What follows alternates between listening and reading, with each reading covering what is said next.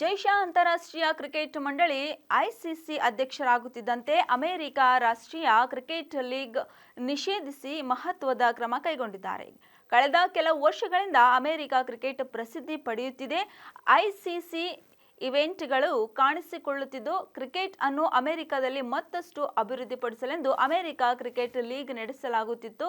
ಇದೀಗ ಐಸಿಸಿ ಅಲ್ಲಿನ ಲೀಗ್ ನಿಷೇಧಿಸಿದೆ. ನಿಯಮಗಳನ್ನು ಉಲ್ಲಂಘಿಸಿದ್ದಕ್ಕಾಗಿ ಐಸಿಸಿ ಎನ್ಸಿಎಲ್ ಅನ್ನು ನಿಷೇಧಿಸಿದೆ.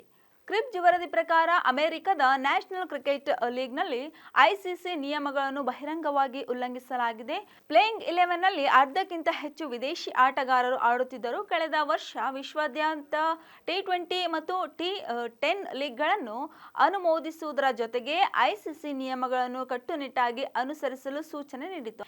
ಆದರೆ ಕೇವಲ ಒಂದು ವರ್ಷದ ನಂತರ ಅಮೆರಿಕದ ರಾಷ್ಟ್ರೀಯ ಕ್ರಿಕೆಟ್ ಲೀಗ್ ನಿಯಮಗಳನ್ನು ಅನುಸರಿಸದ ಕಾರಣ ಕಠಿಣ ಕ್ರಮ ಕೈಗೊಳ್ಳಲಾಗಿದೆ ಎಂದು ವರದಿ ತಿಳಿಸಿದೆ. ಮುಂದಿನ ಆವೃತ್ತಿಯ ಲೀಗ್ ಅನ್ನು ಅನುಮತಿಸದಿರುವ ನಿರ್ಧಾರವನ್ನು ಐಸಿಸಿಯು ಯುಎಸ್ಎ ಕ್ರಿಕೆಟ್ ಪತ್ರದ ಮೂಲಕ ತಿಳಿಸಿದೆ. ಮುಖ್ಯವಾಗಿ ಪ್ಲೇಯಿಂಗ್ 11 ನಿಯಮಗಳನ್ನು ಪಾಲಿಸದ ಕಾರಣ ಈ ಕ್ರಮ ಕೈಗೊಳ್ಳಲಾಗಿದೆ ಎಂದು ಸ್ಪಷ್ಟವಾಗಿ ಉಲ್ಲೇಖಿಸಲಾಗಿದೆ.